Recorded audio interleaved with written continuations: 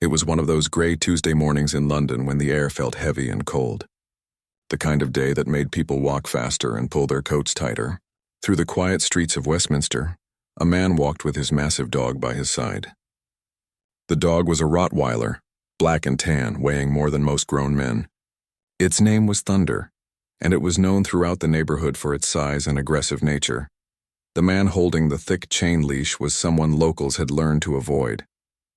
At 28 years old, he had already spent more time in trouble than most people twice his age. His reputation preceded him wherever he went. Store owners would watch him carefully when he entered their shops. Parents would pull their children closer when they saw him coming down the street. He was the kind of person who seemed to enjoy making others uncomfortable. This particular morning he had been drinking since sunrise. The smell of alcohol hung around him like a cloud. His eyes were red and unfocused, and his movements were just a little too loose, a little too careless. He had woken up angry about something he could barely remember, and the drinking had only made that anger grow stronger and more unpredictable. As he walked through the upscale district, everything around him seemed to annoy him more. The clean streets, the fancy buildings, the well-dressed people hurrying to their important jobs. It all felt like a personal insult to him. He muttered under his breath about rich people and their perfect lives, his grip tightening on Thunder's leash. The dog sensed his owner's mood. Thunder had been trained from a puppy to be aggressive, to respond to anger with more anger. The massive animal's muscles tensed as they walked, its dark eyes scanning the street for any sign of threat or conflict. The two of them together made an intimidating pair that most people crossed the street to avoid. Then something caught his eye that made him stop walking altogether. Up ahead, standing perfectly still like a statue, was a royal guard. The soldier stood at attention outside one of the royal residences, dressed in his ceremonial uniform. The red jacket was perfectly pressed, the black boots polished to a mirror shine. The guard's face was expressionless, looking straight ahead with the kind of discipline that comes from years of training. For the drunk man, this was like waving a red flag in front of a bull. Everything about the guard represented what he hated most about this part of London. The authority, the tradition, the respect that came automatically with the uniform. Here was someone who commanded respect just by standing there, while he had to fight and intimidate to get any attention at all. A small crowd had started to gather nearby. Some were tourists taking pictures of the famous royal guard. Others were local people heading to work who had stopped to watch. Several of them had their phones out, either taking photos or recording videos. The sight of all these people, all these potential witnesses to whatever he was about to do, only fueled his determination to cause trouble. He could feel the alcohol making him bold, making him think he was braver and stronger than he really was. The logical part of his brain, the part that might have warned him about the consequences of what he was planning, was completely drowned out by the anger and the drink. All he could think about was showing this fancy soldier, and everyone watching, that he was not someone to be ignored or dismissed. Thunder seemed to pick up on his owner's intentions. The dog's breathing became heavier, its massive head turning toward the guard with growing interest. The chain leash felt heavy in the man's hands, and he could feel the dog's power pulling at the other end. For a moment, he hesitated. Somewhere in the back of his mind, a small voice tried to tell him this was a bad idea. But that voice was too quiet, and the anger was too loud. The alcohol had made him feel invincible, made him forget about consequences and rules and the fact that actions always have reactions. All he could see was an opportunity to prove himself, to show everyone watching that he was the one in control. The royal guard continued to stand perfectly still, unaware of what was about to happen. His training had taught him to ignore distractions, to maintain his position no matter what chaos might be happening around him.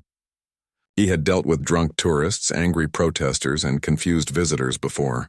In his mind, this was just another day of duty, another test of his professional discipline. The man with the dog took a deep breath and started walking forward. With each step, his heart beat a little faster. The people around him seemed to sense that something was about to happen. The casual chatter died down, replaced by an expectant silence. Phone cameras that had been casually recording the guard were now focused more intently, their owners sensing that they might be about to witness something extraordinary. Thunder's massive paws clicked against the pavement as they approached the guard's position. The dog's ears were forward, alert and ready. Its tail was rigid, a sign that it was preparing for action. The chain leash clinked softly with each step. a metallic countdown to whatever was about to unfold. As they got closer, the man could see the guard more clearly. He noticed how young the soldier looked, probably not much older than himself. This made him feel even more confident. In his alcohol-clouded judgment, he saw just another young man in a fancy costume, someone who had probably never been in a real fight in his life. He had no idea how wrong he was about to be proven. The man stopped about 10 feet away from the royal guard and stared at him for a long moment.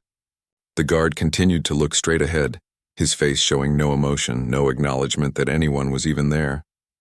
This lack of reaction only made the drunk man angrier. He was used to people being afraid of him, used to getting some kind of response when he tried to intimidate someone.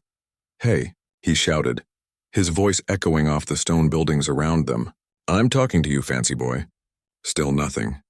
The guard might as well have been made of stone. His eyes didn't even flicker in the man's direction. This level of discipline was something the drunk man had never encountered before. Every person he had ever tried to intimidate had at least looked at him, shown some sign of fear or annoyance. But this soldier stood there like he didn't exist at all. The crowd around them was growing larger. Word was spreading that something interesting was happening, and people were starting to pull out their phones. Some were already recording, sensing that this confrontation might escalate into something worth sharing on social media. The drunk man noticed all the attention and felt even more pressure to do something dramatic. "What's wrong with you?" he yelled, moving a step closer. "Too good to talk to normal people? Think you're better than everyone else because you wear that ridiculous outfit?" Thunder sensed his owner's rising anger and began to growl low in his throat. The massive dog's lips pulled back slightly, showing just a hint of his impressive teeth. Several people in the crowd took a step back, suddenly remembering that they were watching a confrontation involving a very large, very aggressive-looking dog. The guard's training was holding perfectly. He had been taught that his duty was to remain at his post no matter what distractions occurred around him. Drunk people, angry protesters, confused tourists, he had dealt with them all. His job was to be a symbol of unwavering dedication and discipline. Breaking character even to respond to insults would be a failure of his duty. But the drunk man didn't understand this. To him, the guard's silence felt like the worst kind of insult. It was as if he was being treated like he was so unimportant that he didn't even deserve acknowledgement. The alcohol in his system turned this perceived slight into a burning rage that demanded action. "You think you're so tough standing there like a statue?" he screamed, spit flying from his mouth. "Let's see how tough you are when things get real." Some people in the crowd began to look uncomfortable. A few started to back away, sensing that this situation was about to cross a line from verbal confrontation to something much more dangerous. Others moved closer, their phones held high, ready to capture whatever was about to happen. The man's hands were shaking now, partly from anger and partly from the alcohol in his system. Thunder was picking up on every signal his owner was sending. The dog's massive body was tense, ready to spring into action at the first command. The chain leash felt like it was vibrating with the dog's suppressed energy. "My dog here doesn't like people who think they're better than everyone else," the man said, his voice getting louder and more threatening. "Maybe he should teach you some manners." For the first time, a few people in the crowd began to realize just how serious this situation was becoming. A woman with a small child grabbed her daughter's hand and started walking quickly away. An elderly man pulled out his phone, not to record but to call for help. The smart ones were beginning to understand that they were about to witness something that could go very wrong. Very quickly, the royal guard remained perfectly still, but those who knew what to look for might have noticed the slightest change in his posture. Years of training had taught him to assess threats without moving his head or changing his expression. He was aware of the man, aware of the dog, and aware of the crowd around them. Most importantly, he was aware that he was not as alone as he appeared to be. The drunk man was now close enough that he could have reached out and touched the guard's uniform. His breathing was heavy and uneven. Thunder was practically vibrating with tension. The dog's massive head turned toward the motionless soldier. The chain leash was the only thing holding back over 100 pounds of trained aggression. "Last chance to show some respect," the man slurred, swaying slightly on his feet. "Or my friend here is going to show you what happens to people who think they're too good for the rest of us." The moment stretched out like a held breath. The crowd fell completely silent.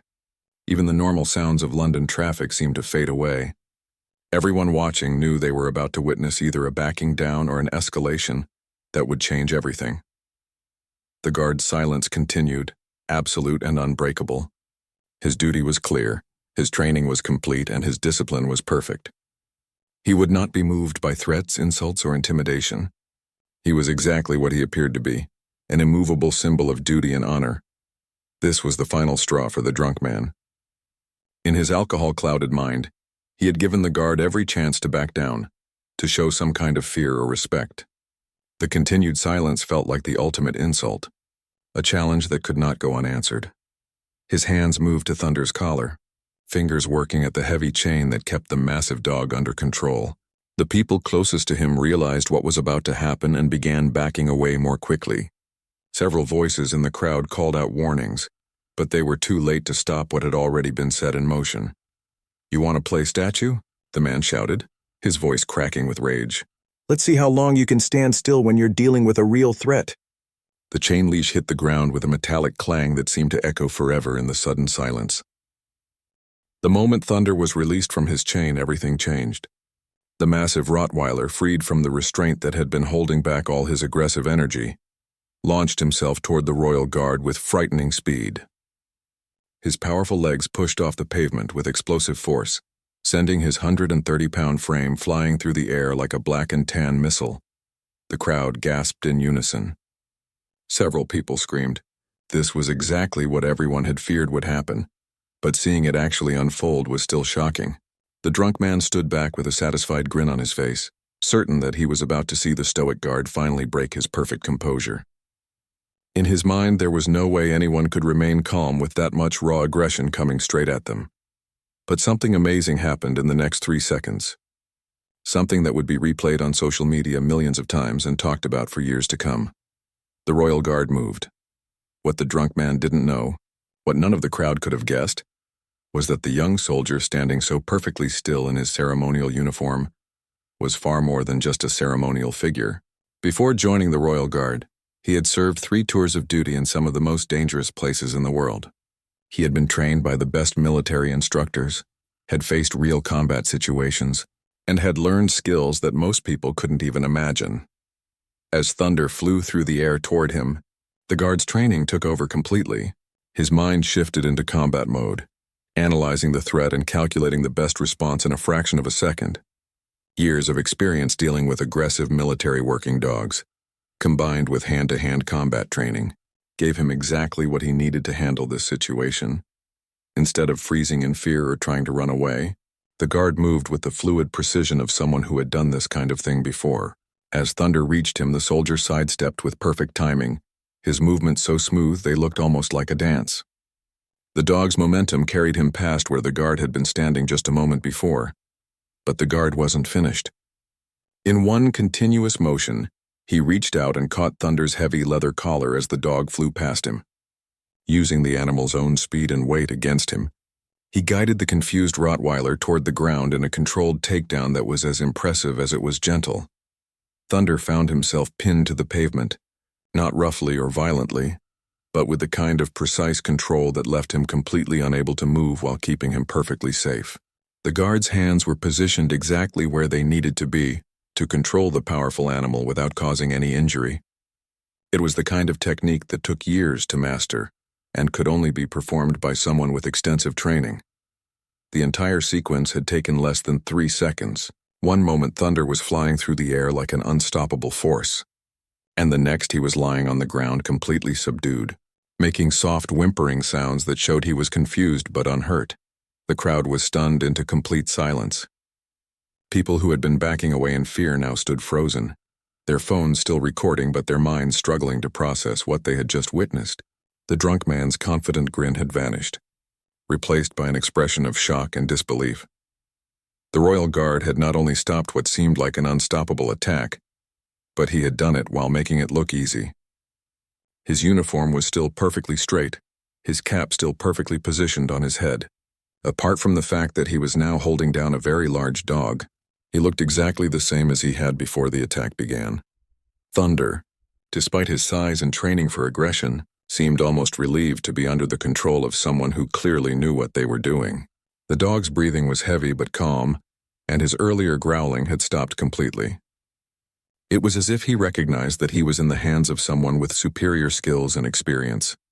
The drunk man stared at the scene in front of him, his alcohol-clouded mind struggling to understand what had just happened. This was not how things were supposed to go. Thunder was supposed to be unstoppable, a force of nature that would send the fancy guard running in terror. Instead, his powerful dog was lying quietly on the ground, completely controlled by the very person he had been sent to intimidate. For the first time since this whole confrontation began, the man started to realize that he might have made a serious mistake. The soldier he had seen as just another young man in a costume was clearly something very different. The way he had handled Thunder wasn't luck or accident, it was the result of training and experience that went far beyond anything the drunk man had ever encountered. The guard's eyes remained focused straight ahead, maintaining his disciplined posture even while controlling the massive dog. His breathing was steady and controlled, showing no signs of stress or exertion from what he had just accomplished. To him, this was just another day at work, another challenge that his training had prepared him to handle. But even as he maintained his professional composure, the guard was aware that this situation was far from over. Releasing an aggressive dog on a royal guard was not just a simple assault. It was a serious crime that would have serious consequences.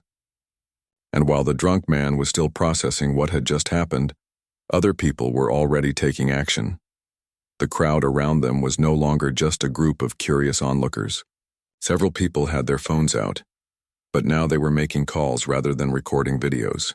The situation had crossed the line from entertaining street drama to a serious incident that required immediate attention from the authorities. The drunk man looked around and began to notice things that his anger and alcohol had prevented him from seeing before. The way certain people in the crowd were moving with purpose rather than confusion. The fact that some of them seemed to be speaking into hidden microphones. The realization that what he had thought was just a simple confrontation with a lone guard might actually be something much more complicated. Thunder remained perfectly still under the guard's control, no longer the intimidating weapon his owner had thought he was. The massive dog's transformation from aggressive attacker to subdued animal was complete, and it served as a clear demonstration of the difference between real training and mere intimidation. Before the drunk man could fully process what had just happened to his dog, he found himself facing an entirely new problem. People were moving toward him from different directions, and these weren't curious bystanders or concerned citizens. These were professionals, and they moved with the kind of purposeful coordination that only comes from extensive training. What the man had failed to realize, what his alcohol-clouded judgment had prevented him from understanding, was that royal guards never stand alone. The tradition of having a single motionless soldier on display is just that, a display. Behind the scenes, a complex security network operates constantly, with highly trained protection officers watching every moment, ready to respond to any threat within seconds. The first officer to reach him was a woman who had been dressed like a tourist just moments before. She had been standing in the crowd, apparently taking pictures like everyone else, but her casual appearance had been a carefully maintained cover. Her hand was already reaching for the handcuffs on her belt as she approached, her movements calm and professional. "Sir, you need to put your hands behind your back," she said in a voice that was polite but left no room for argument. Her tone was the kind used by someone who was used to being obeyed, someone who had dealt with situations like this many times before. The drunk man turned around, confusion and panic beginning to replace his earlier confidence. "What? Who are you? You can't arrest me! I didn't do anything wrong!"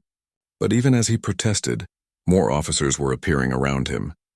A man who had been reading a newspaper on a nearby bench was now standing up, his hand resting on something under his jacket. Two people who had been having a casual conversation near a coffee cart were walking over with the kind of measured pace that suggested they were very much on duty. "You released an aggressive dog on a member of the Royal Guard," the first officer explained as she moved behind him. "That constitutes assault, and we witnessed the entire incident. Please put your hands behind your back." The reality of his situation began to sink in as the cold metal of the handcuffs clicked around his wrists. This wasn't just a drunk confrontation that would blow over. This wasn't something he could talk his way out of or forget about once he sobered up. He had committed a serious crime in front of multiple witnesses, many of whom turned out to be law enforcement officers. The sound of sirens in the distance indicated that uniformed police were also on their way.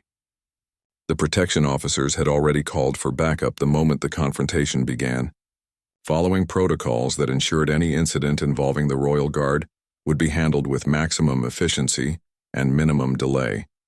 "This is insane," the man shouted, his voice cracking with panic. "It's just a dog." Nothing even happened. "The guy's fine."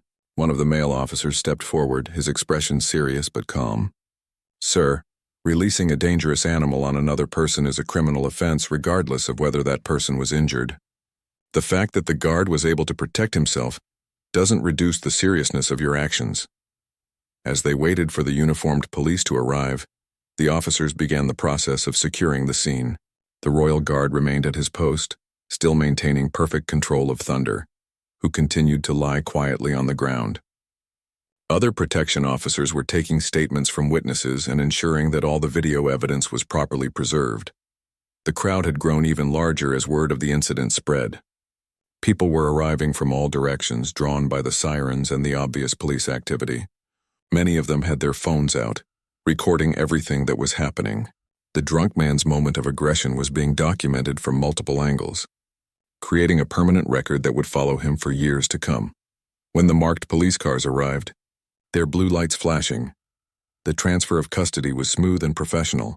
The protection officers briefed the uniformed constables on what had happened, providing them with all the evidence they needed to process the arrest properly. "Right then," said the lead constable as he approached the handcuffed man, "you're under arrest for assault, for allowing a dangerous dog to be dangerously out of control in a public place, and for threatening behavior. You do not have to say anything, but it may harm your defense if you do not mention when questioned something which you later rely on in court. Anything you do say may be given in evidence." The formal reading of his rights seemed to shock the man into a different kind of awareness. The legal language, delivered in the calm, professional tone of an experienced police officer, made it clear that this was no longer about anger or pride or proving a point. This was about consequences, real consequences that would affect his life in serious ways. "I want a lawyer," he said quietly, the fight finally going out of him as the full weight of his situation became clear. "That's your right," the constable replied. "You'll be able to contact a solicitor once we get you to the station." As they prepared to lead him away, animal control officers arrived to deal with Thunder. The Royal Guard carefully transferred control of the dog to the specialists, who handled the powerful animal with the same kind of professional competence. Thunder would be temporarily taken into custody while the legal process played out, his future dependent on the outcome of his owner's case. The drunk man watched helplessly as his dog was led away.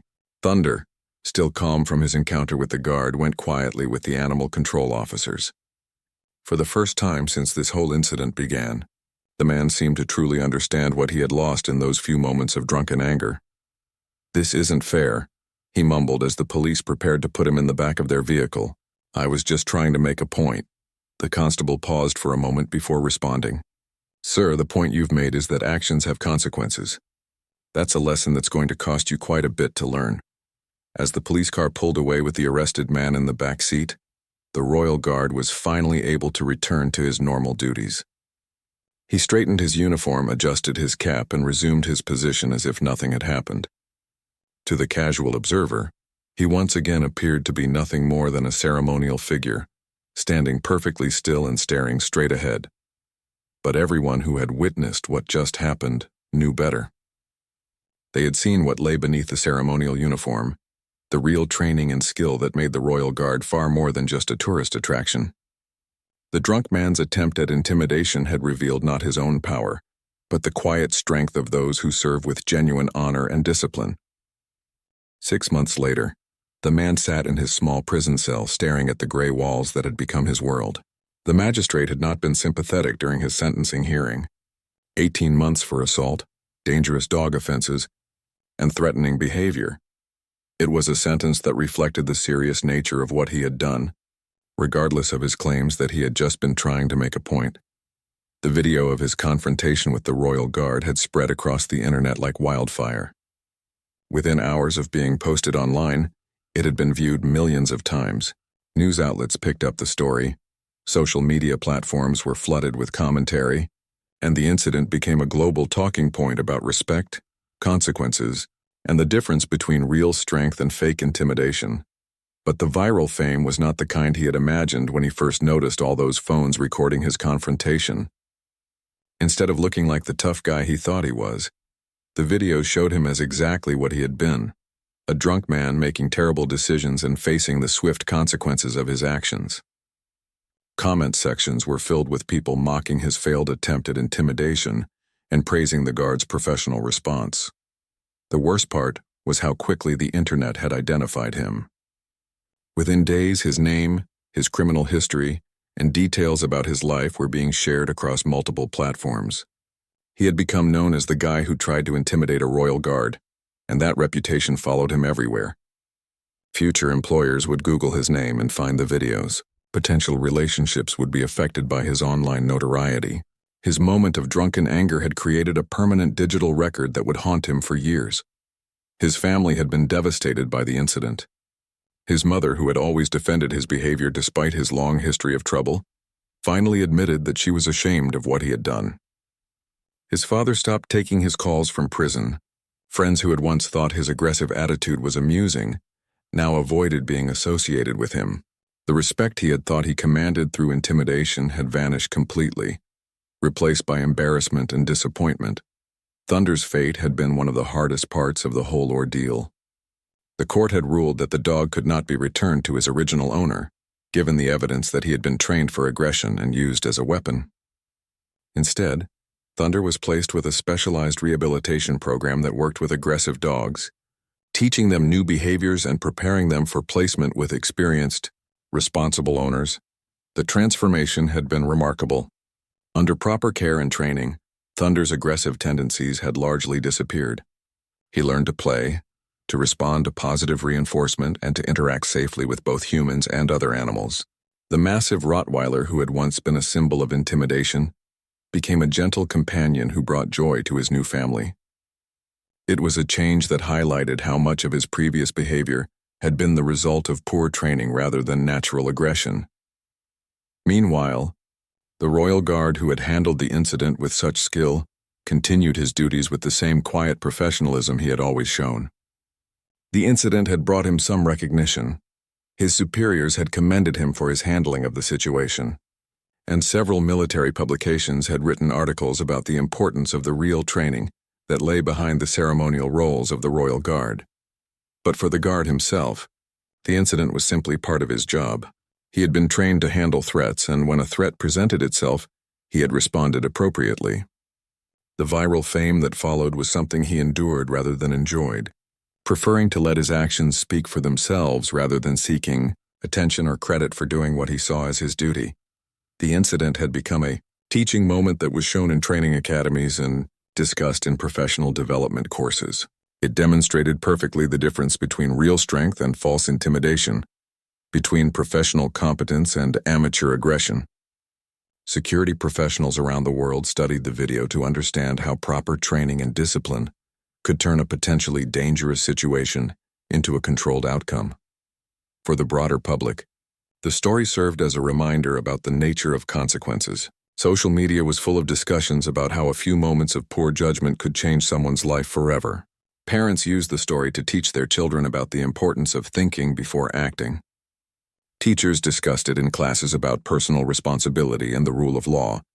As the imprisoned man reflected on his situation, he began to understand things that the alcohol and anger had prevented him from seeing before. The royal guard had never been his enemy or his victim. He had simply been a professional doing his job. The real conflict had been between the man's own poor choices and the inevitable consequences that followed them. The irony was not lost on him that in trying to prove his strength, he had revealed his weakness. In attempting to humiliate someone else, he had humiliated only himself. His dog, who he had thought was a weapon under his control, had been easily handled by someone with proper training and experience. Every assumption he had made about the situation had been wrong. Prison had given him time to think, something he had avoided doing for most of his adult life. Without alcohol to cloud his judgment and without his reputation for intimidation to fall back on, he was forced to confront the reality of who he had become and what his choices had cost him. The process was painful, but it was also the beginning of a change that might eventually lead to redemption. The story of his confrontation with the Royal Guard continued to circulate online, a permanent reminder of what happens when poor judgment meets professional competence. It had become more than just a viral video. It was a lesson about respect, consequences, and the difference between real strength and empty posturing. And somewhere in London, a Royal Guard continued to stand at his post, maintaining the same quiet dignity and professional discipline that had turned what could have been a tragedy into a demonstration of what true service really means. The incident was over, but its lessons would continue to resonate for years to come. A reminder that actions always have consequences, and that real strength comes not from intimidation, but from discipline, training, and the quiet confidence that comes from knowing you can handle whatever challenges life presents.